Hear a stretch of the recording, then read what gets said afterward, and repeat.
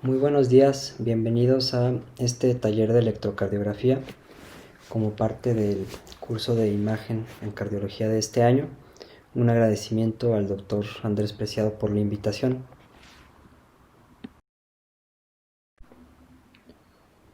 Vamos a iniciar revisando algunas generalidades de la electrocardiografía.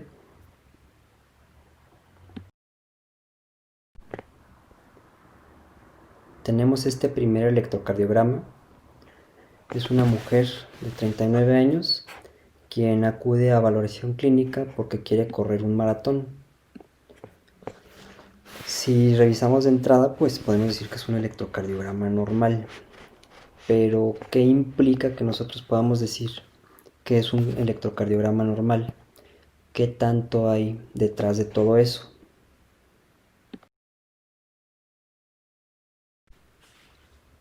Hay que recordar que el electrocardiograma es simplemente el conjunto de un grupo de vectores resultantes y que lo que estamos viendo es el resultado de lo que está ocurriendo en cada una de las células desde el punto de vista eléctrico en el tiempo, ¿no? En un diferente momento. Y que estos potenciales de acción de cada una de las células, dependiendo de lo que está pasando en el endocardio, en el epicardio, etcétera, van a provocar vectores resultantes, que es lo que vamos a ver nosotros en el electrocardiograma, ¿no? Pero lo que está en realidad detrás de cada uno de estos vectores, pues es lo que ocurre en la célula en un momento dado, es decir, lo que está pasando en la membrana de la célula, ¿no? El potencial de acción. Hay que recordar que esto depende pues de los diferentes canales que tiene la célula, canales de potasio, canales de sodio, canales de calcio, que son lo que van a permitir que tengamos todas estas diferentes etapas del potencial de acción transmembrana.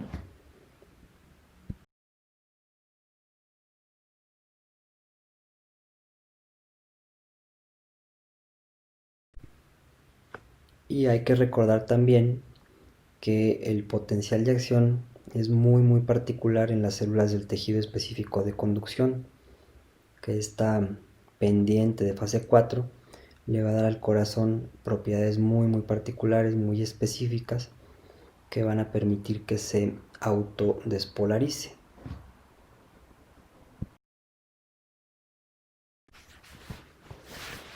Para poder entender el electrocardiograma, tenemos que comprender muy bien el concepto de los tres vectores resultantes. La primera parte del complejo QRS está dada por el vector 1. Es un vector muy pequeñito comparado contra el vector 2, cerca de 10 veces más pequeñito. Y esto es porque la cantidad de músculo que hay en el punto donde se origina el vector 1, que es el septum, es muy diferente a la gran cantidad de músculo que hay en la pared libre del ventrículo izquierdo, que es la que causa o la que genera principalmente la inscripción del vector 2. Entonces el vector 1 es un vector que va de atrás hacia adelante, de arriba hacia abajo y va un poquito hacia la derecha, dependiendo de la posición mecánica del corazón, ¿verdad? Corazones de obesos, corazones de embarazadas, corazones de personas con enfisema, personas muy delgaditas, personas con deformidades de la caja torácica, etc. Van a tener cambios anatómicos que pueden favorecer que estos vectores cambien ligeramente su posición o grandemente su posición.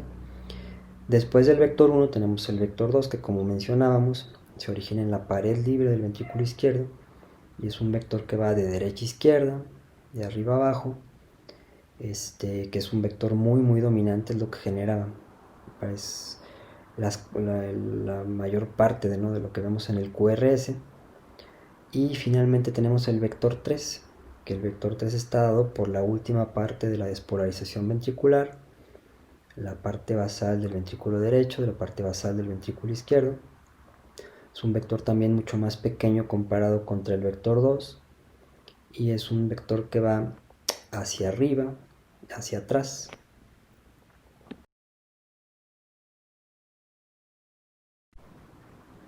Entonces la onda Q minúscula, normal en el electrocardiograma en muchas derivaciones, no es más que la expresión de este vector 1.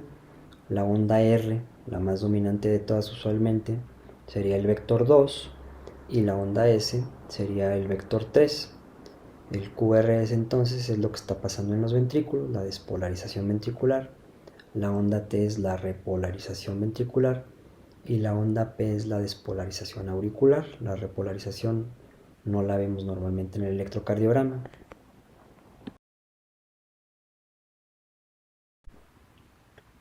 Entonces el electrocardiograma es una gráfica en la que estamos viendo por un lado electricidad y por el otro lado estamos viendo la variable tiempo. Entonces el conjunto de cosas que pasan desde el punto de vista eléctrico en el tiempo. Y para esto pues tiene que estar muy bien estandarizado lo que es la electricidad, 1 centímetro, 1 milivoltio, y tiene que estar muy bien estandarizado lo que es el tiempo, 25 milímetros por segundo. Esto nos permite que un cuadro de los pequeñitos siempre sean 40 milisegundos, 5 cuadros pequeñitos 200 milisegundos, 5 cuadros de ellos 1 segundo. Y con base a esto podemos siempre tener lo que es normal de la duración de la onda P, del intervalo PR, el QRS, el intervalo QT. Entonces sabemos que no debe de pasarse de 100 milisegundos la P, que no debe pasarse de 200 milisegundos el PR. El QRS normalmente pues son hasta 80 milisegundos y el intervalo QT, que va a depender de la frecuencia cardíaca.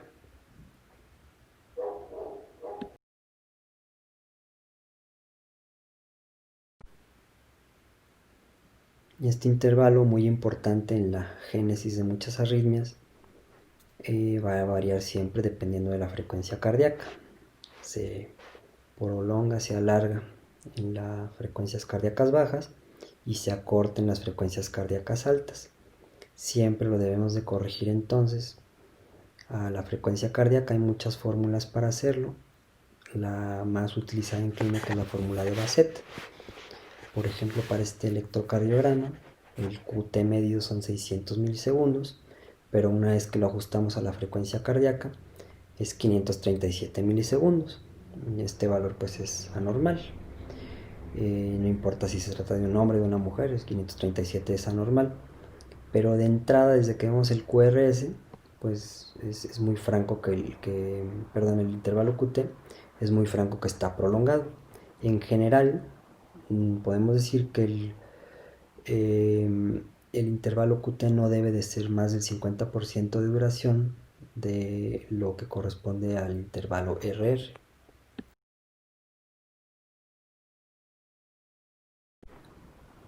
Entonces, como mencionábamos, los potenciales de acción en el epicardio, en el endocardio, son diferentes en cuanto a duración, debido a la diferencia que hay en el estrés parietal predominantemente. Entonces, los potenciales endocárdicos son más prolongados que los epicárdicos, lo que provoca que el frente de onda de repolarización vaya del epicardio al endocardio, es decir, los electrodos lo ven como una carga positiva que se aleja. Esto permite que en el electrocardiograma normal tengamos complejos QRS positivos con ondas T positivas y complejos QRS negativos con ondas T negativas.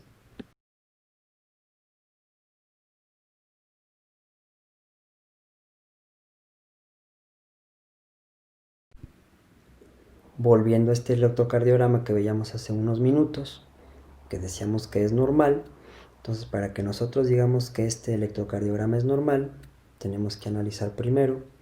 Es un electrocardiograma que está en ritmo sinusal, todos los complejos QRS están precedidos por una onda P.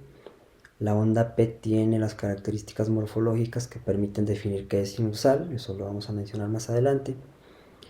El intervalo PR es normal, el intervalo QT mide lo normal, los QRS de igual forma, el eje de la P también es normal y no se le ve ninguna otra alteración, alguna particularidad.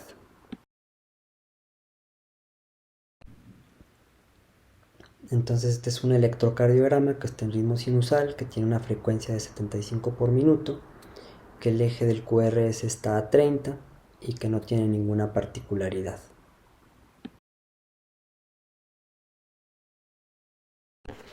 Tenemos ahora este electrocardiograma que corresponde a un hombre de 86 años. Como antecedente clínico tenemos demencia, ha tenido 2 infartos cerebrales, polifarmacia, el paciente utiliza varios psicofármacos. Entonces, siendo ordenados, pues analizamos el electrocardiograma. Lo primero es el ritmo. Hay ondas P antes del complejo QRS, cumplen las características para que digamos que son sinusales. Entonces, un electroritmo sinusal. Obviamente es muy marcada la bradicardia. Es un electro que tiene una frecuencia de poco menos de 50 por minuto. Y el eje eléctrico es normal. El eje eléctrico lo vamos a ver más adelante. Si vemos D1 y ABF y son normales, si es positivo, el eje eléctrico es normal. También vamos a ver adelante la regla de las derivaciones isodifásicas. En este caso tenemos 2 derivaciones que tienden a ser bastante isodifásicas, aunque más de 3. Por lo tanto es un eje cercano a 30 grados, 45 grados. Y hay otra particularidad muy importante en este electrocardiograma.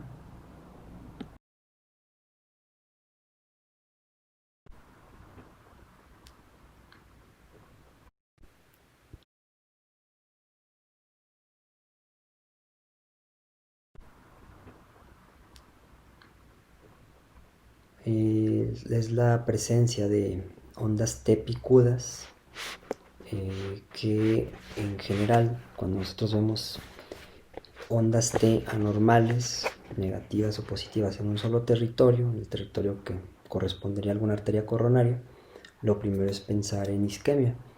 Pero cuando las alteraciones en la repolarización o las alteraciones en la onda T se salen del territorio que pudiera corresponder a una arteria coronaria, tenemos que pensar en algo sistémico, lo más común, pues los trastornos del potasio.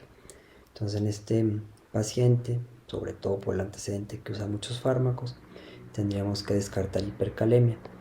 Pero en sí el diagnóstico del trazo es un índice QT prolongado. Si lo medimos es cercano a 600 milisegundos.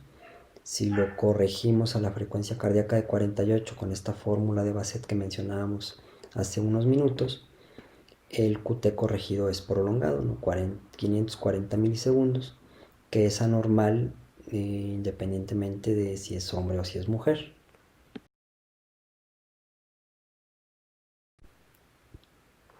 Aquí tenemos otra vez esta fórmula que mencionamos. Hay varias formas de corregir el intervalo QT, simplemente esta es la que más se usa.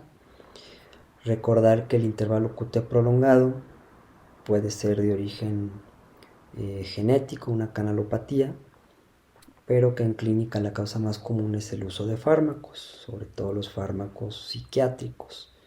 Muchos antiarrítmicos también provocan prolongación del intervalo QT, muchas alteraciones electrolíticas, algunos procesos intracraneales.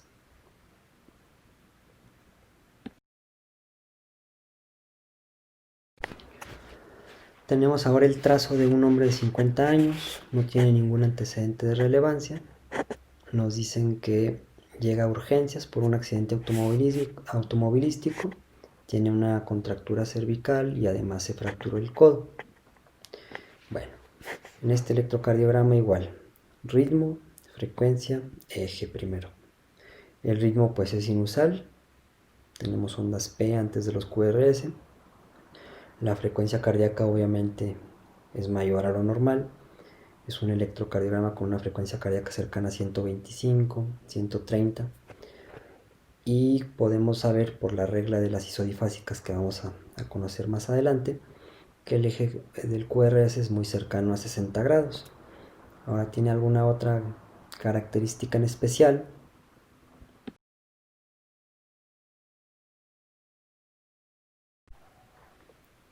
Las ondas R altas en B4, B5, pero no tenemos ningún otro criterio para pensar en hipertrofia ventricular izquierda. Es un hombre que veíamos que es sano. El diagnóstico de este trazo pues es taquicardia sinusal, que recuerda que la taquicardia sinusal no es propiamente una enfermedad, no es otra cosa más que, bueno, la mayoría de las veces, no es otra cosa más que la respuesta de un corazón sano a un estímulo externo, que en este caso puede ser el dolor por la fractura, por la contractura cervical, podría ser el estado de estrés, ¿no?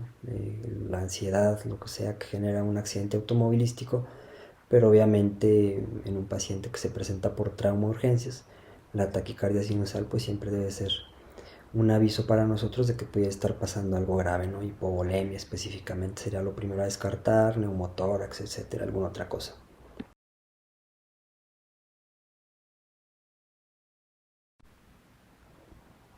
Cuando decimos que una onda P es sinusal, bueno, una onda P tiene que tener ciertas características morfológicas que nos hagan suponer que esa onda P se originó en el nodo sinusal, que si recordamos está a la derecha, está arriba, está muy cercano a la vena cava superior.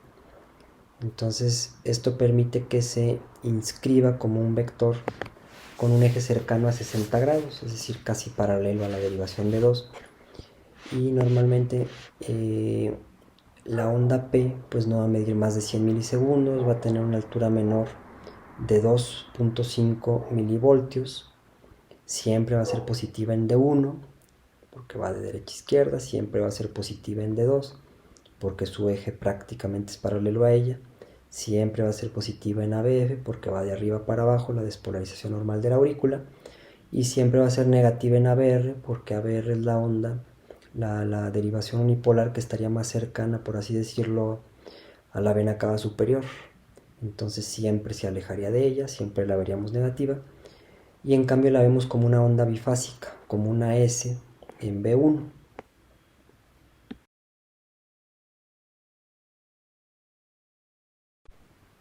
Vamos a pasar a esta segunda sección en donde mencionaremos algunas herramientas útiles para calcular el eje eléctrico, para medir la frecuencia cardíaca y vamos a recordar lo que son los intervalos normales. La forma más rápida de determinar el eje eléctrico en un electrocardiograma es con la regla de las derivaciones isodifásicas.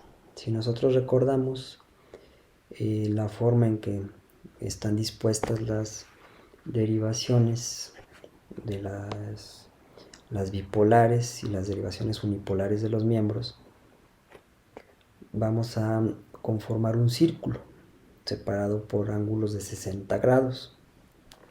En este círculo, el eje eléctrico normal, decíamos, es lo que queda de 0 a 90 grados.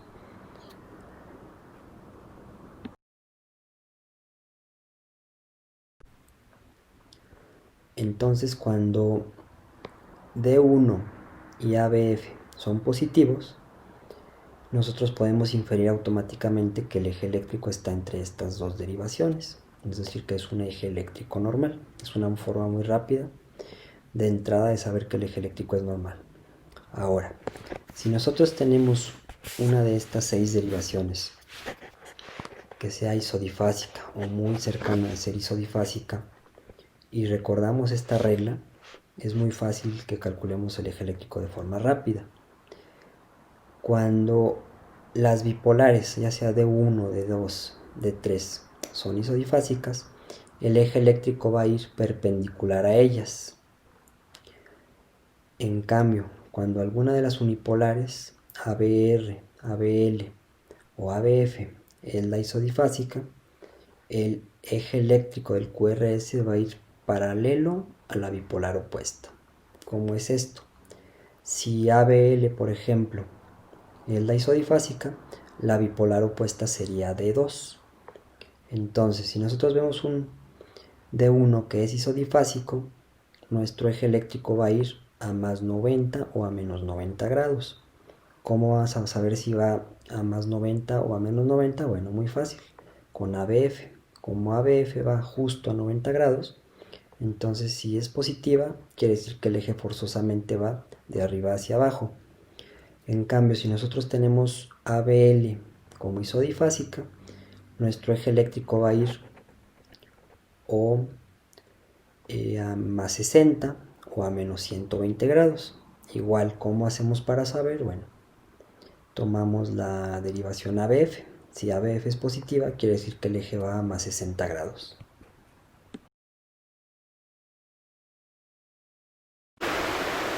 D1 isodifásica, entonces nuestro eje eléctrico va perpendicular a esta derivación a menos 90 grados o a más 90 grados si ABF es positiva.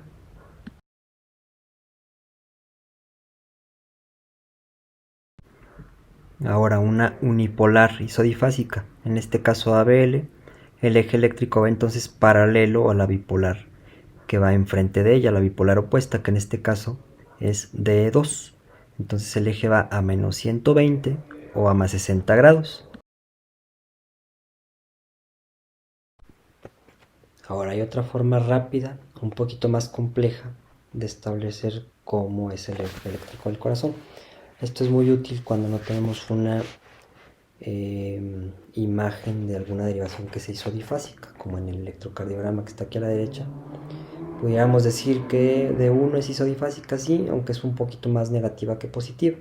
Bueno, en este caso ayuda muy fácil hacer un análisis rápido vectorial, ¿no? Como sabemos que D1 y ABF delimitan el eje eléctrico normal, son las que vamos a tomar para hacer este tipo de cálculo, ¿no? Entonces en este ejemplo tendríamos como resultante en el caso de D1 sería más 2 contra menos 4, o sea, son 2 positivas, 4 negativas, nos da un resultante de menos 2. En el caso de B7, pues prácticamente es positiva nada más, sería más 7, 7 cuadritos pequeñitos hacia arriba. Si nosotros graficamos en un plano de eje de X, eje de Y, más 2 contra menos 7, vamos a tener un eje eléctrico en la dirección de la flecha roja aproximadamente, que sería un eje eléctrico cercano a más 110 grados.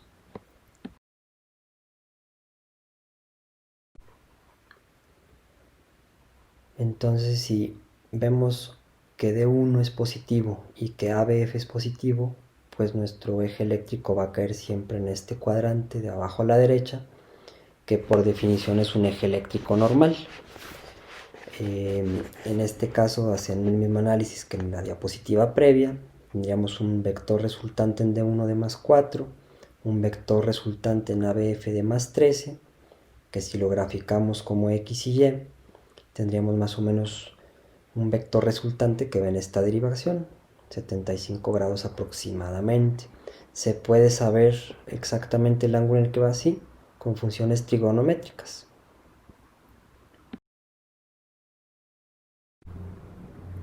Entonces esto era para calcular de forma rápida el eje eléctrico. Ahora, para calcular rápido la frecuencia cardíaca, podemos ayudarnos de los cuadros grandes o de los cuadros pequeñitos. Si nosotros dividimos 300 entre las líneas más grandes, más gruesas que se ven en el electrocardiograma, que corresponden a 5 cuadros chiquitos o a un cuadro grande, de forma muy rápida vamos a poder aproximarnos con bastante certeza a la frecuencia cardíaca siempre y cuando sea un ritmo regular. Entonces, si dividimos 300 entre un cuadro grande, pues sería 300 obviamente, 300 entre 2, 150, entre 3, etcétera, de tal forma que si nosotros vemos que hay 5 cuadros grandes, 300 entre 5 sería 60, que es el límite de la frecuencia cardíaca normal. Esto es una forma muy rápida de saber más o menos cuál es la frecuencia cardíaca.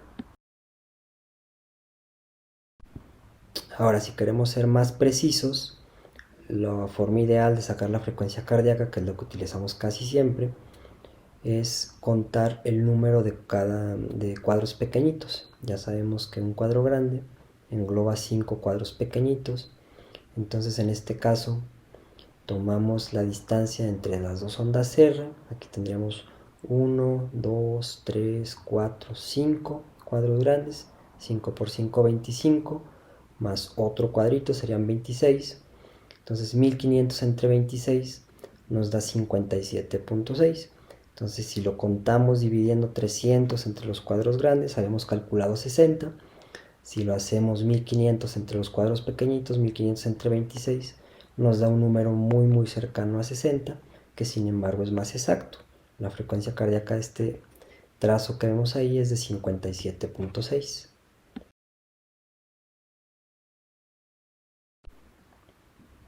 Ahora, en ritmos irregulares, el cálculo de la frecuencia cardíaca pues va a ser siempre un aproximado. La única forma de que podamos saber exactamente cuál es la frecuencia cardíaca en un ritmo irregular es contando durante todo el minuto.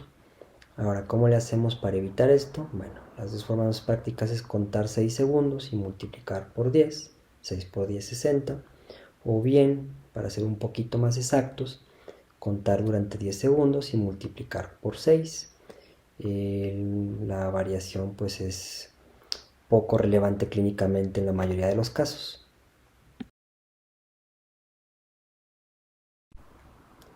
Entonces, rápidamente, basándonos con todo lo que hemos expuesto en las diapositivas previas, de este electrocardiograma podemos decir que está en ritmo sinusal, tiene ondas P antes de cada QRS que cumplen las características morfológicas para decir que son sinusales. La frecuencia cardíaca aproximada es de 72 por minuto, es decir, hay un poquito más de 4 cuadros entre cada onda R. Y el eje eléctrico va cercano a 30 grados. ¿Por qué? Porque pues rápidamente volteamos a ver y D3 es la derivación más isodifásica de todas.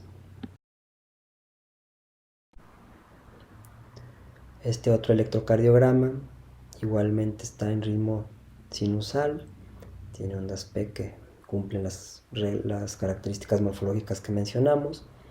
La frecuencia cardíaca es de 85, en este caso es un poco menos de 4 cuadros grandes entre R y R, y el eje eléctrico es cercano a 75 grados. ¿Cómo sabemos rápido esto? Bueno, es un eje eléctrico normal porque ABF es normal, porque D1 es normal. El eje eléctrico sería a 60 grados si ABL fuera isodifásica, pero como es un poquito más negativa que positiva, quiere decir que el eje se acerca más a ABF. Si el eje fuera exactamente a 45 grados, ABF y D1 tendrían más o menos la misma altura, ¿no?, de la R. En este caso, que francamente predomina ABF, pues podemos decir que es un eje que se acerca mucho más a 90 que a 0 grados. Entonces, recordar siempre esta regla es muy práctica, nos ayuda a sacar el eje eléctrico la mayoría de las veces de forma muy rápida. Cuando las bipolares son isodifásicas, el eje va perpendicular a ellas. Cuando las unipolares son isodifásicas, el eje eléctrico del QRS va paralelo a la bipolar opuesta.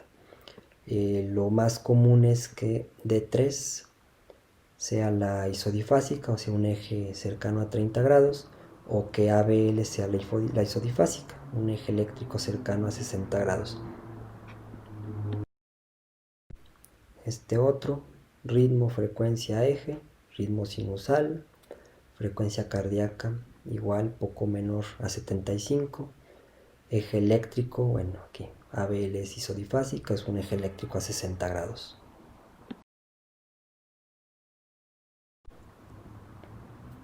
Este otro, tenemos ondas P positivas en D1, D2, ABF, negativas en ABR, entonces son ondas P de morfología sinusal, anteceden a cada QRS, es un electrocardiograma en ritmo sinusal. La frecuencia cardíaca en este caso es cercana a 80, son un poquito menos de 4 cuadros grandes, que sería 75 en ese caso. Y el eje eléctrico rápidamente ABF positivo, D1 positivo, es un eje normal.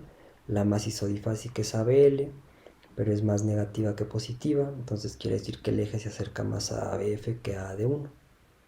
El electrocardiograma ya no tiene ninguna otra particularidad, es un electrocardiograma normal. Este otro, de nueva cuenta, tenemos ondas P que parecen sinusales. De nuevo, ABL es la más isodifásica de todas, por lo tanto el eje eléctrico es cercano a 60 grados. Recordar que en la mayoría de los electrocardiogramas entonces el eje eléctrico va a estar entre D1 y ABF, que van a ser positivas, y la isodifásica usualmente la mayoría de las veces va a ser o ABL o D3. Para practicar un poco con los intervalos tenemos este otro electrocardiograma igual ritmo, frecuencia, eje. Está en ritmo sinusal. Vemos las ondas P en las derivaciones mencionadas que tienen que cumplir con los criterios de morfología sinusal. La frecuencia cardíaca, vemos rápidamente, son 3 cuadros grandes. Entonces quiere decir que la frecuencia cardíaca está entre 100 y 75, pero se acerca mucho más a 100, alrededor de 90 probablemente. Y destaca inmediatamente que el eje eléctrico es anormal. Si seguimos lo que hemos mencionado, D1 es positivo, pero ABF no lo es, ¿no? Entonces el eje eléctrico se sale de lo normal, no está positivo en las dos, es un eje eléctrico desviado a la izquierda. La R más prominente de todas la tenemos en ABL, por lo tanto el eje eléctrico se aproxima mucho, ¿no?, hacia esta derivación. Es un eje cercano a unos menos 45 grados. Y revisamos después de estas tres cosas algunas particularidades del electrocardiograma, entre ellas los intervalos. Obviamente salta a la vista que el intervalo PR está prolongado, pero como todas las ondas P se conducen, ninguna de ellas se bloquea. Hablamos entonces de un intervalo PR prolongado fijo, lo que corresponde a un bloqueo AB de primer grado.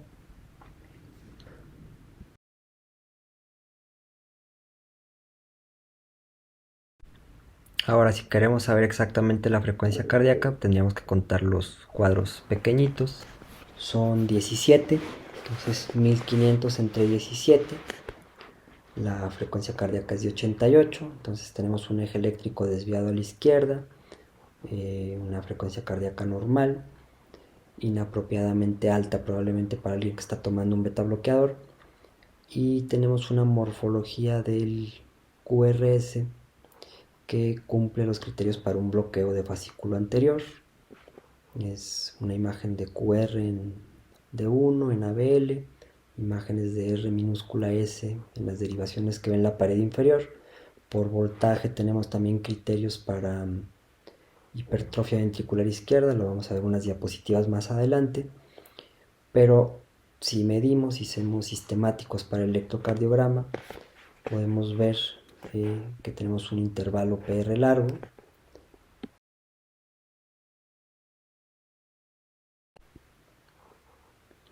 Entonces, si volvemos al trazo, tenemos un intervalo PR de 280 milisegundos, pero todas las ondas P se conducen. Es un bloqueo de primer grado porque este intervalo PR está prolongado, y los criterios que mencionábamos de bloqueo de fascículo anterior izquierdo, un electro muy característico de un paciente con hipertensión. Pasamos ahora a esta sección 3, en donde vamos a revisar algunos electrocardiogramas de crecimientos de ventrículos. Tenemos este electrocardiograma, mujer, 37 años, refiere disnea de esfuerzo que ha sido progresiva en los últimos meses.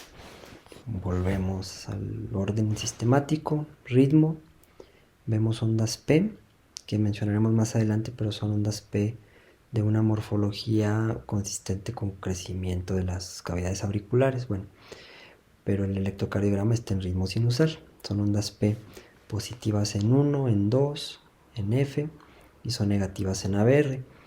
La frecuencia cardíaca, no se alcanzan a ver aquí muy bien los cuadros grandes, tenemos que contar los cuadritos chiquitos. Es una frecuencia cardíaca cercana a 115, 120. Y el eje eléctrico, volviendo a la regla que mencionábamos hace unas diapositivas, de entrada vemos D1 y vemos que es más negativo que positivo, por lo que el eje eléctrico no es normal. ABF sí es positivo, entonces el eje eléctrico va de arriba hacia abajo, pero D1 es negativo, por lo tanto el eje eléctrico está desviado a la derecha. ¿Qué tan desviado a la derecha? No mucho, porque ciertamente D1 es bastante isodifásico, pero la que es más isodifásica de todas es ABR, por lo tanto el eje eléctrico pues estará cercano a 110, 120 grados.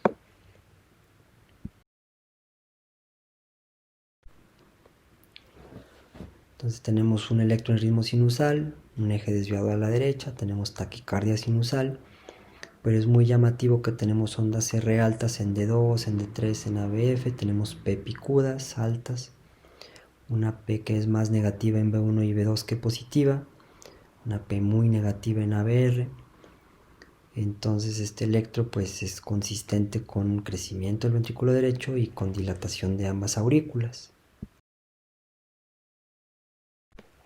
Aquí podemos revisar con detenimiento lo que mencionábamos.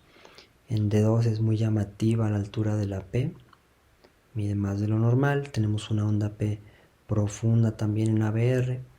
Tenemos una onda con una muesca positiva, pero con 4 muescas negativas, 4 cruces, perdón, en B1, una morfología similar en 2. Entonces una aurícula izquierda muy dilatada. Tenemos una onda R muy alta, también en B1, de más de 7 cuadritos pequeñitos. Y tenemos una S profunda en B6. Entonces esta mujer de 37 años, de acuerdo a este electrocardiograma y a la historia clínica que nos proporcionaba, pues lo primero que tendríamos que descartar es una estenosis mitral. Ciertamente es una aurícula muy dilatada, que estos electros ya se ven por exclusión, son muy raros porque habitualmente nos encontramos a las pacientes en fibrilación auricular.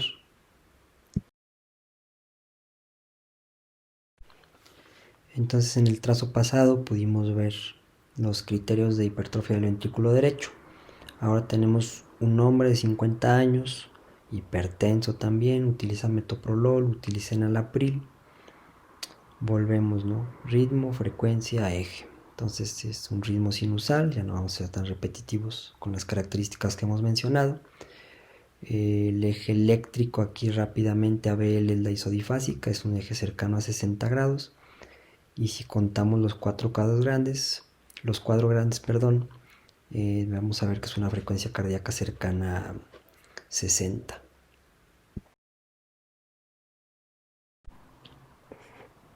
Entonces las características, las particularidades de este electrocardiograma son Rs altas en B4, alteraciones difusas en la repolarización y un índice de Sokolov que mide 3.5 milivolts, lo que nos hace el diagnóstico electrocardiográfico de hipertrofia del ventrículo izquierdo. El índice de Sokolov consiste en medir la onda S en B1 y la onda R en B5, B6 y sumarlos. Si son más de 35 cuadritos pequeñitos o más de 3.5 milivoltios, pues ese electrocardiograma cumple con este índice, que es muy específico pero no tan sensible de hipertrofia del ventrículo izquierdo. Tenemos las ondas R muy altas en B4, B5, B6 en este electrocardiograma y es muy llamativo que presenta alteraciones en la repolarización en D1, en D2, en D3, en ABF y de B4 a B6. Entonces estas alteraciones en la repolarización en ocasiones van a ser el dato que el electrocardiograma nos proporcione de que algo está pasando ahí, de que algo es anormal, y aunque no tengamos un índice de Sokolov, unas ondas R tan altas o unas ondas S tan profundas, en ocasiones nada más la alteración en la repolarización nos va a hacer sospechar que hay algo ahí que pudiera ser hipertrofia. Bueno, entonces ya revisamos cómo se ve el crecimiento, la hipertrofia del ventrículo derecho. Ya vimos después la hipertrofia del ventrículo izquierdo. Y ahora tenemos este electrocardiograma de un hombre de 19 años, quien también ha tenido disnea progresiva en los últimos meses. Nos refiere a hospitalizaciones frecuentes en la infancia por infecciones respiratorias, o al menos por lo que fue clasificado como una infección respiratoria. Regresando a lo que ya hemos mencionado, de 1 a BL, obviamente el eje eléctrico es anormal, está desviado a la derecha. El electrocardiograma está en ritmo sinusal y la frecuencia cardíaca es mayor a 100, está en taquicardia sinusal. Si revisamos la morfología en B1, en B6, las ondas R altas que vemos en B1, B2, en ABF, en D3, ondas S profundas en D1, en ABL.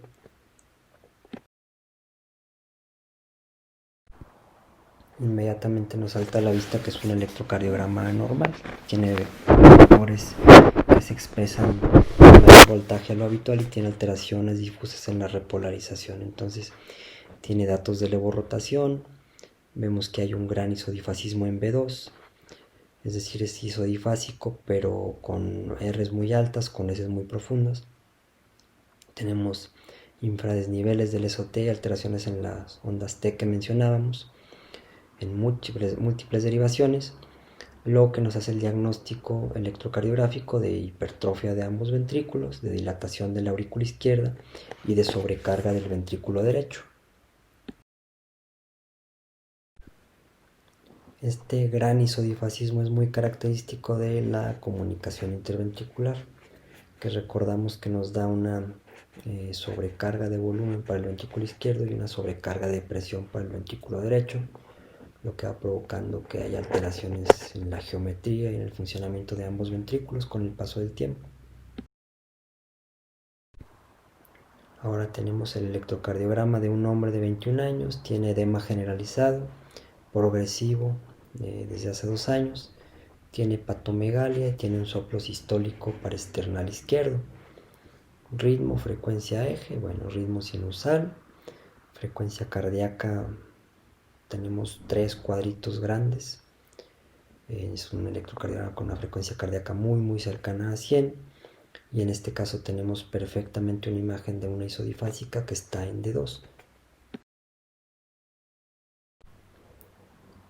Cuando D2 es la isodifásica, el eje eléctrico va a más 150 o menos 30, pero pues es muy evidente en este electrocardiograma, es lo que más salta a la vista, la sonda R tan altas en B1 o B3, que sería la particularidad más importante de este trazo, con cambios muy notorios en la repolarización, ondas R más grandes que las S en B6 y la onda P picuda en D2, que es el dato más característico de la dilatación de la aurícula derecha.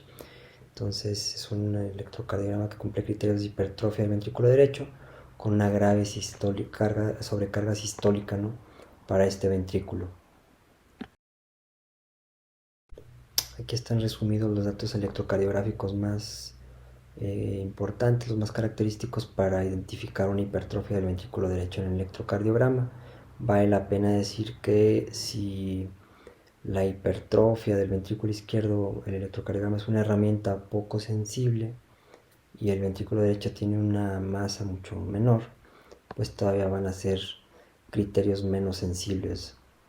Pero entonces los más importantes son una onda R en B1 mayor a 7 milímetros, aunque ya desde 5 milímetros es sospechosa, heces profundas en B5 o B6, dilatación de la aurícula derecha, que la vamos a identificar particularmente en D2, una onda P picuda, más de 2.5 cuadros pequeñitos, alteraciones en la repolarización en B1 o B2 que nos hablarían de sobrecarga sistólica, o un eje a más de 90 grados.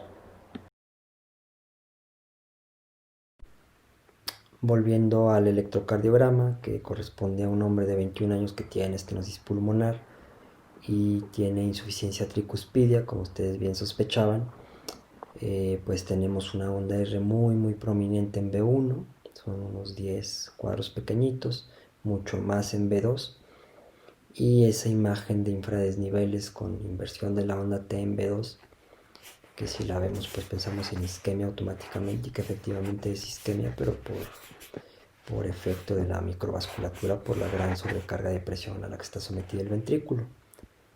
Y esta imagen en B6, cuando veamos S más grandes que la R en B6, pensar que algo está pasando en el ventrículo derecho.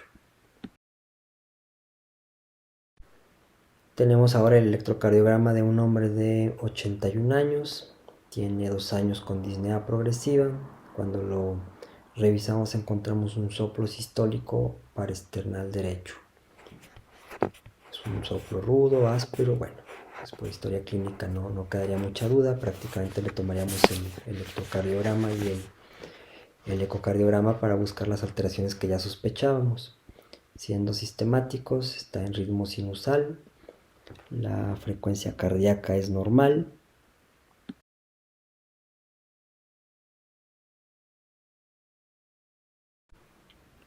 y tenemos un eje eléctrico cercano a 15 grados. Tenemos una imagen en D3 que es la más isodifásica de todas, pero dado que no es completamente isodifásica, nos sugiere que las fuerzas se dirigen un poquito más hacia la izquierda que hacia abajo, por lo que el eje eléctrico estaría más cercano a D1 que a ABF.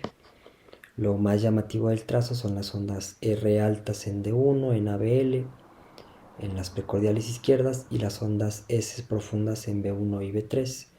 Tiene criterios para que definamos hipertrofia del ventrículo izquierdo, el que ya mencionábamos de Sokolov, y otro que es el índice de Cornell.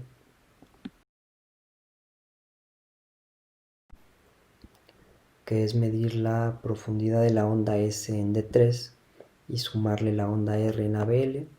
Si se pasa de 20 en mujeres o de 28 cuadritos pequeñitos en hombres, o de 2.8 o de 2.0, es un índice que es positivo, por lo tanto nos habla de hipertrofia de ventrículo izquierdo. O el que ya mencionábamos, el índice de Sokolov, que es anormal a partir de 35 y que en este electrocardiograma pues se acerca a 50. Entonces hay muchos criterios diagnósticos para hipertrofia de ventrículo izquierdo: Sokolov, Cornell, Romhild. Unos son mucho más complejos que otros. En general todos son muy específicos, se acercan a 90% en cuanto a especificidad, pero la sensibilidad de ninguno de ellos sobrepasa el 50%. Como estos son los dos más fáciles de calcular y a la vez son dos de los más sensibles y específicos, pues son las dos mejores herramientas, yo creo, para buscar hipertrofia ventricular izquierda en un electrocardiograma.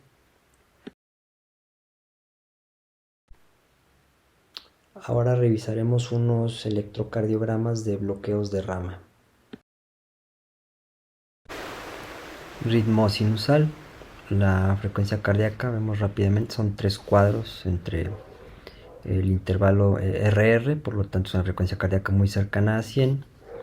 Y el eje eléctrico, inmediatamente nos damos cuenta que no es normal, ABF es negativo, ABL es muy positivo, entonces un eje eléctrico desviado a la izquierda, muy cercano a menos 45 grados. Ahora destaca que los complejos QRS son anchos, son unos QRS de 120 milisegundos, y destaca que no vemos la onda R minúscula que normalmente vemos en B1 o B2, y no vemos la onda R más grande que vemos en B3 y en B4.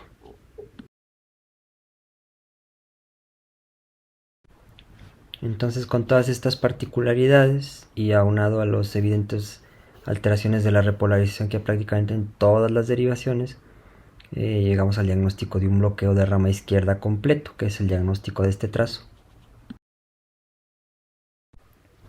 Ahora, este trazo electrocardiográfico de una mujer de 45 años que no tenía antecedentes nos relata una historia de disnea de esfuerzo en los últimos meses y finalmente un síncope hace una semana.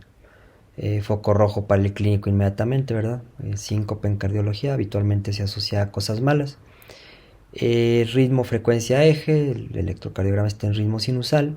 La frecuencia cardíaca, vemos rápidamente, se encuentra entre 2 y 3 cuadritos grandes, el intervalo RR. Es una frecuencia cardíaca muy cercana a 120.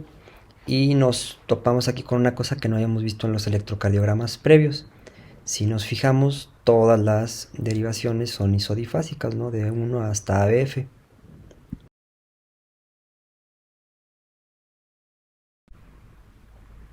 Entonces, cuando tenemos esta imagen en que todas las derivaciones son isodifásicas, hablamos de un eje eléctrico del QRS que es indeterminado en el plano frontal.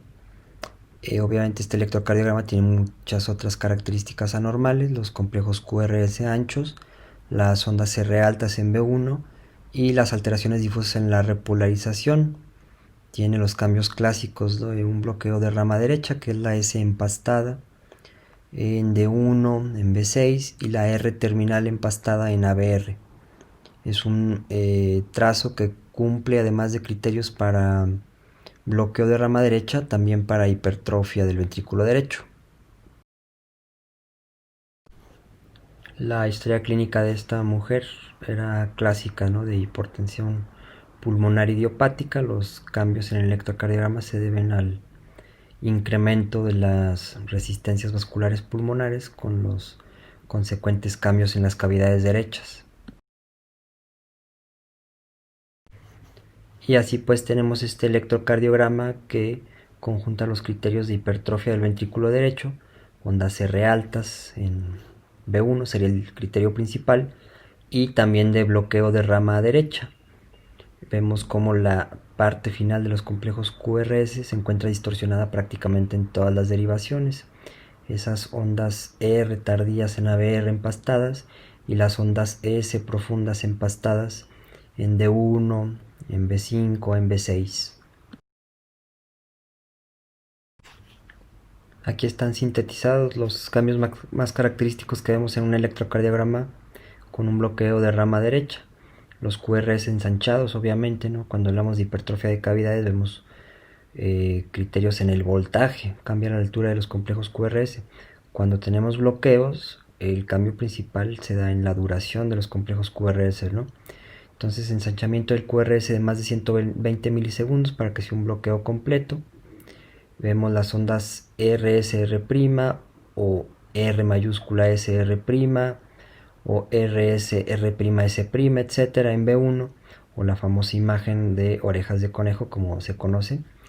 La S empastada en D1, en B5, B6, que nos denota la normalidad, ¿no?, en la parte final del QRS.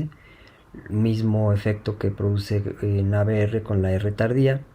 El eje del QRS desviado a la derecha, cambios en la repolarización, y la onda T invertida y asimétrica en B1.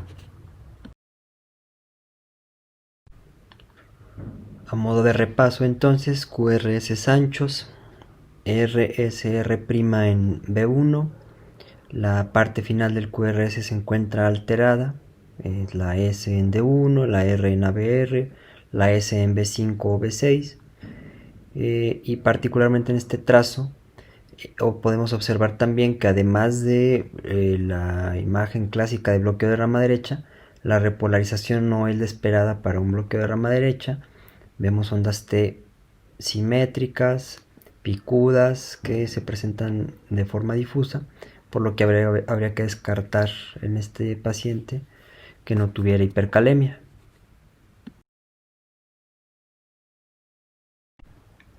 Ahora, para bloqueo de rama izquierda, obviamente la condición sine qua non, como ya mencionamos, el QRS ensanchado, la desaparición del primer vector, a diferencia del bloqueo de rama derecha, en donde las alteraciones en el QRS las vemos nada más en la mitad distal del mismo. Para el bloqueo de rama izquierda, el QRS se encuentra alterado desde su primera parte.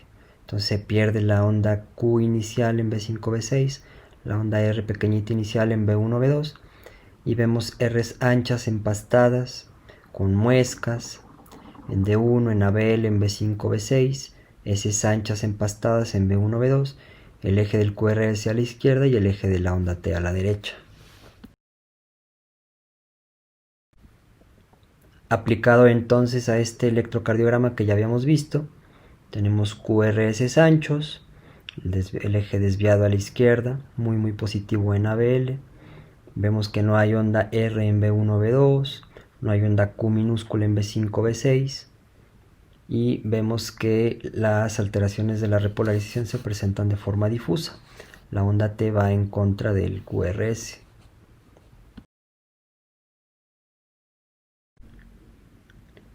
Vamos ahora a revisar algunos electrocardiogramas referentes a cardiopatía isquémica. Tenemos a una mujer de 65 años diabética, quien refiere dolor en reposo desde hace 3 horas y acompaña de disnea. La paciente clínicamente no se ve bien. El electrocardiograma aquí lo tenemos, ritmo, frecuencia, eje. El ritmo es sinusal, la frecuencia cardíaca pues obviamente está taquicárdica. Son 2 cuadritos grandes, poco menos, la frecuencia cardíaca cercana a 140. El eje eléctrico, aquí vemos que ABF es prácticamente isodifásica, entonces estaríamos con un eje a 0 grados. Morfología de la P, morfología del QRS, intervalos, eso se ve bien, pero la particularidad de este electrocardiograma son los infradesniveles. Desde B4 hasta B6 tenemos infradesniveles planos o descendentes. Así pues tenemos cambios de isquemia en muchas derivaciones. Tenemos taquicardia sinusal, pero tenemos también alteraciones en el ST en ABR. En realidad el ST está elevado en ABR.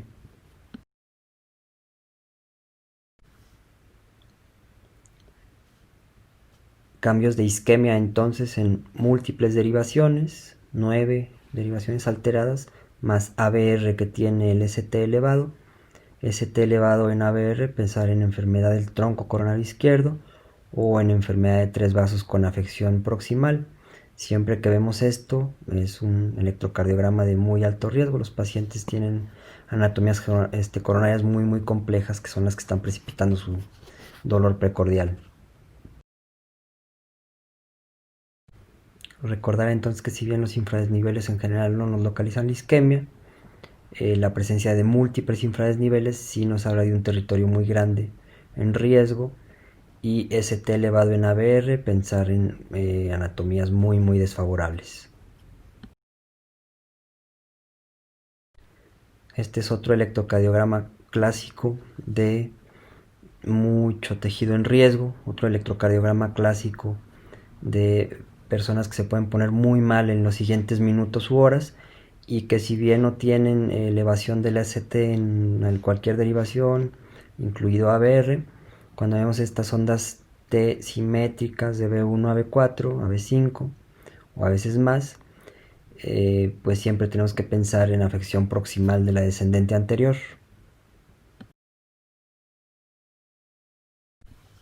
Correlación clásica de electrocardiograma y coronariografía, ¿verdad? Entonces, cambios de isquemia en las ondas T, de B1 a B4 o hasta B6, típicamente correlaciona con esto, ¿no? Una DA crítica, una DA subocluida, con un gran territorio en riesgo.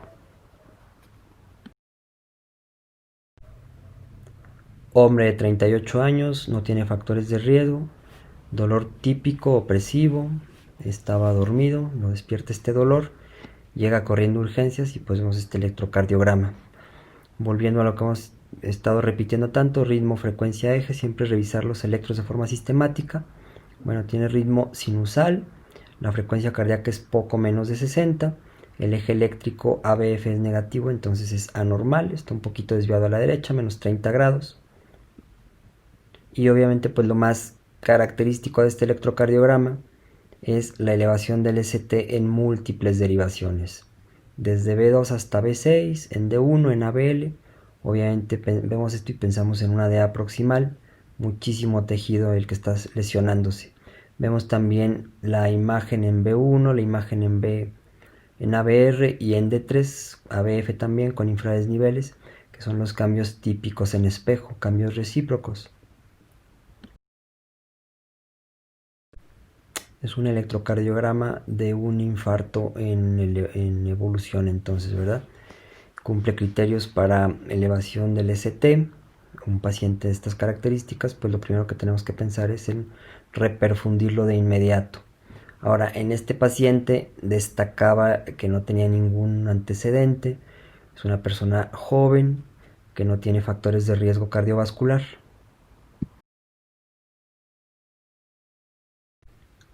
Es llevado a coronariografía, tiene estenosis coronarias, se aplica nitrato intracoronario y las arterias se normalizan.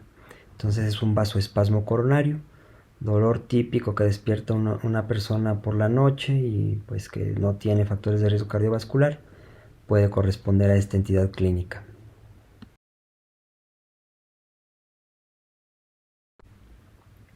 Aunque por guías hay criterios bien específicos de lo que es la elevación del ST, que si los vemos, lógicamente tenemos que proceder a un procedimiento de reperfusión inmediata, ya sea farmacológico o invasivo. Hay muchas variantes electrocardiográficas de muy alto riesgo, que deberíamos de proceder a una coronariografía inmediata si revisamos un electro y vemos un paciente con un contexto clínico compatible con isquemia, que tenga algún trazo como estos.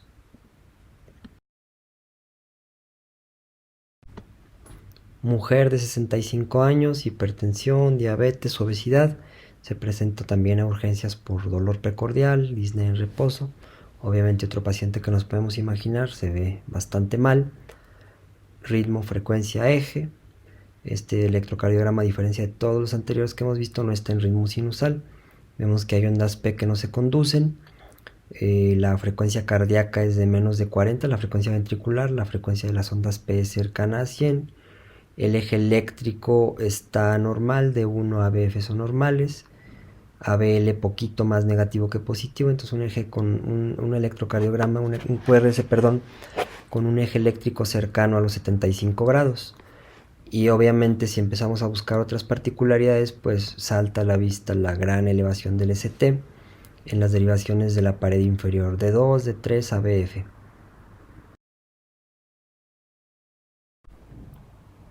El diagnóstico de este trazo entonces es un infarto con elevación del ST de pared inferior, tiene bloqueo AB completo, y algo interesante en este electrocardiograma es la presencia de infradesniveles en las derivaciones anteriores. Cuando vemos estos infradesniveles de B1 a B3, hay que pensar en una extensión dorsal, en un infarto posterior verdadero.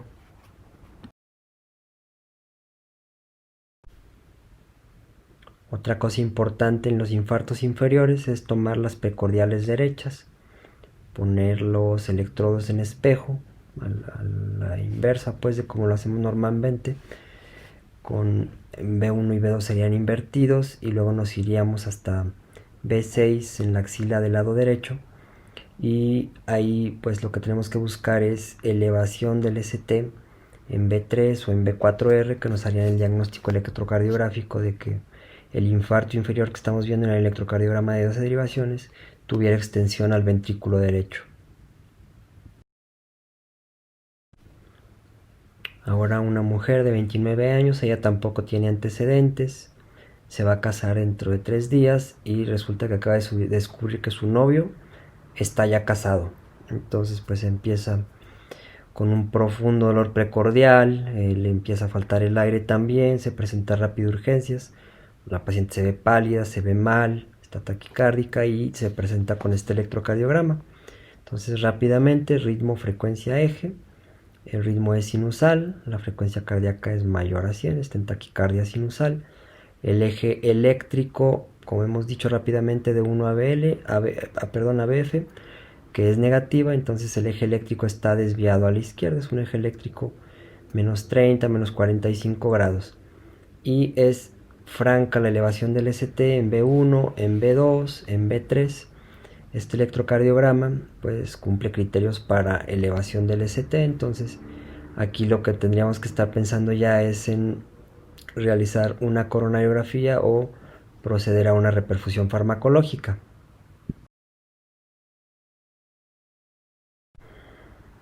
Otra cosa de este electrocardiograma es que cuando nosotros tenemos una taquicardia sinusal, esperamos que el PR sea corte. Este PR de 200 milisegundos pues es inapropiado para la frecuencia cardíaca del trazo.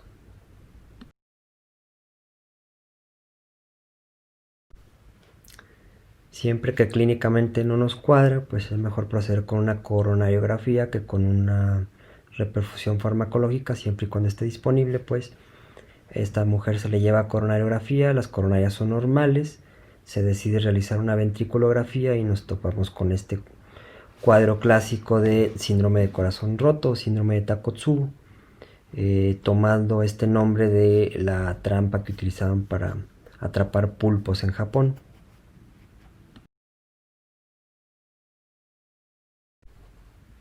Finalmente pasaremos a esta última sección en donde revisaremos algunos trazos de trastornos metabólicos y del pericardio. Hombre de 47 años, fuma, es diabético, tiene 3 días con múltiples evacuaciones diarreicas de tipo coleriforme. Volviendo al orden sistemático con el que hemos sido tan reiterativos, ritmo, frecuencia, eje, y luego ya buscar alteraciones en las ondas, en los intervalos y peculiaridades pues del trazo, etcétera. Entonces aquí tenemos un ritmo sinusal, una frecuencia cardíaca de poco menos de 75, podemos ver que son 4 cuadros grandes completos y poquito más, entonces una frecuencia ligeramente menor a 75, y vemos que la más isodifásica es ABL, si bien no es totalmente isodifásica, es un poquito más positiva, por lo que el eje se acercaría más a ABF que a D1, entonces un eje cercano a 70 grados. En este trazo pues vemos el segmento PR normal, AP normal, el QRC normal, pero observamos que hay alteraciones difusas en la repolarización, es decir, prácticamente todas las derivaciones observamos estos infradesniveles muy marcados en B4, B5, pero se presentan también en D2, se presentan en D3. Si los viéramos nada más en B3, B4, B5, por ejemplo, podríamos pensar en isquemia como primera posibilidad.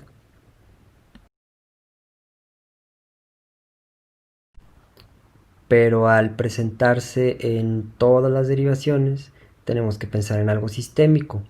Además de estos infradesniveles del ST, tenemos ondas U prominentes, tenemos el QT corregido prolongado, todos estos hallazgos clásicos de hipocalemia.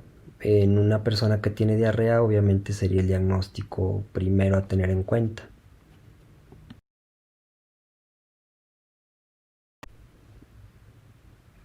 Ahora este electrocardiograma, que corresponde a un hombre de 67 años, diabético de larga evolución, tiene ya historia de complicaciones microvasculares a nivel ocular y está en anasarca desde hace 3 semanas. Ritmo, frecuencia, eje. Bueno, obviamente aquí es notorio que no vemos ondas P, entonces no puede estar en ritmo sinusal. La frecuencia cardíaca son 4 cuadros grandes, la diferencia entre una R y otra, por lo tanto es una frecuencia muy cercana a 75 por minuto. Y el eje del QRS, la más isodifásica es ABL, es un poquito más negativa que positiva, entonces el eje se carga un poco más hacia ABF que hacia D1, está aproximadamente a 75 grados. De particularidades del trazo, las ondas T son picudas, son prominentes, simétricas, y este hallazgo lo vemos en todas las derivaciones del electrocardiograma. Tenemos entonces un ritmo nodal, tenemos ondas T simétricas clásicas de hipercalemia. Obviamente la historia clínica es compatible con enfermedad renal crónica.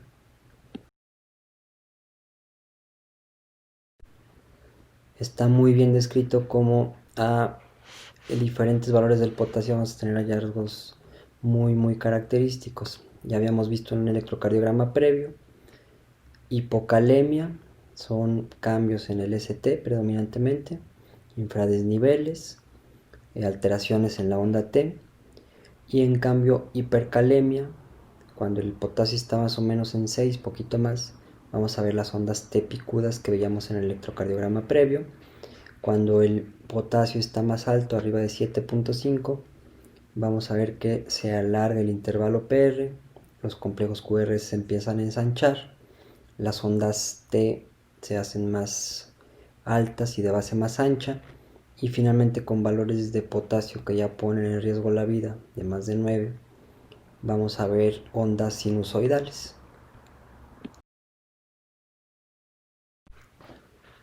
Este trazo, un hombre de 57 años, sometido a cirugía de cuello por cáncer tiroideo y presenta tetania 4 horas después. Ritmo, frecuencia, eje, entonces ritmo sinusal, vemos las ondas P con la morfología ya ampliamente descrita. La frecuencia cardíaca, contamos los cuadros grandes, vemos 3, un poco más, 3,5 entre intervalo RL, contando los cuadritos pequeñitos, dividimos 1500 entre eso, obtenemos 83 de frecuencia cardíaca, y el eje del QRS, buscamos de 1 ABF, son normales ambas, ABF más positivo, el eje eléctrico está en el cuadrante normal, buscamos la más isodifásica, es ABL, que es un poco más negativa que positiva, entonces el eje se acerca más a ABF que a D1, está aproximadamente a 75 grados. Buscamos más alteraciones en el electrocardiograma, más peculiaridades, vemos la morfología de la P, ya mencionábamos normal, el intervalo PR normal, complejos QRS normales, no nos faltan vectores, no hay datos de isquemia, pero en el momento de llegar al intervalo QT, muy ostensible en D2, vemos cómo está prolongado.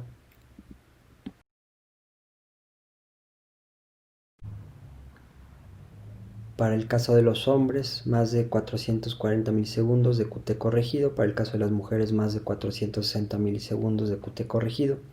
En este caso tenemos 518 milisegundos, haciendo correlación clínica con la historia que se mencionaba ahí brevemente: tetania, cirugía de cuello, hipocalcemia. El QT prolongado es el hallazgo característico de un descenso en los niveles de calcio. Hipocalcemia, buscaremos entonces prolongación del intervalo QT. Hipercalcemia a la inversa, el intervalo QT se va a acortar.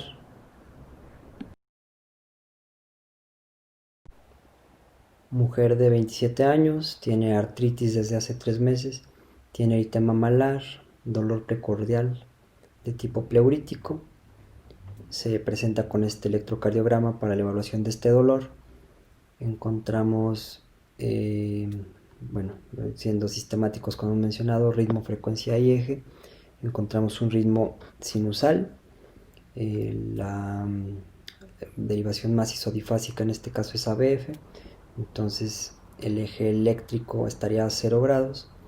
La frecuencia cardíaca, buscamos 2 cuadritos, poco más, entonces la frecuencia cardíaca está arriba de 100, está en taquicardia sinusal. Inmediatamente vemos que, el intervalo PR no está prolongado, los complejos QRS son delgaditos, no nos faltan vectores, pero observamos múltiples supradesniveles que son de aspecto cóncavo, muy franca la imagen en D1, un poco menos en ABL, pero si nos fijamos también B4, un poquito, B5, B6 tienen elevado el ST, pero también hay infradesniveles del ST en ABR, un poquito en D3, también un supradesnivel en D2.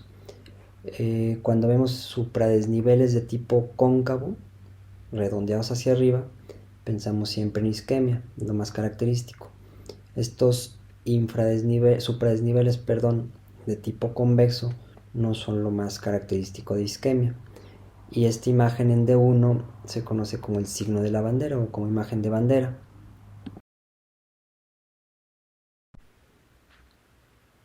Vemos entonces la elevación del ST en múltiples derivaciones que no corresponden a un solo territorio de una arteria coronaria.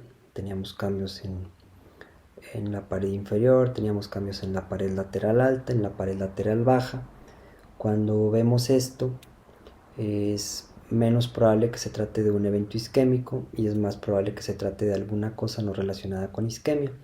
Además, este trazo tiene supradesnivel del PR en ABR, que es otro hallazgo muy característico de pericarditis.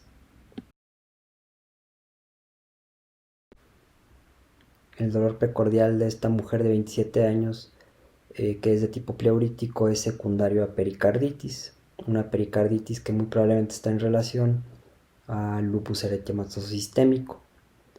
Elevación del ST de aspecto cóncavo, que se salen del territorio típico de una sola arteria coronaria, pero voltear a ver siempre ABR cuando buscamos datos de pericarditis en un electrocardiograma. Lo más característico habitualmente lo encontramos en ABR, que es elevación del PR e infradesnivel del ST. Y finalmente, este electrocardiograma de la misma persona, pero unas semanas después, presenta colapso hemodinámico. Se realiza este electrocardiograma de emergencia y tenemos esa imagen que es llamativa, pues se ve muy claramente en todas las derivaciones, más en B4, en B5, en D2 quizá, los complejos QRS con altura diferente. Esto se llama alternancia eléctrica y es un hallazgo muy característico de un derrame pericárdico grande. Así como está descrito para el infarto con elevación del ST, también hay diferentes fases electrocardiográficas de la pericarditis. Lo primero que vamos a hacer es una elevación del segmento ST que mencionábamos de aspecto cóncavo, que no respeta el territorio de una sola arteria coronaria. Posteriormente se resuelve esta elevación del ST, algo parecido a los síndromes coronarios agudos. Viene una inversión de la onda T y a diferencia de la elevación del ST, que en su libre evolución dejaría ondas Q, la pericarditis no nos deja ondas Q, salvo que sea acompañado de una inflamación importante del miocardio.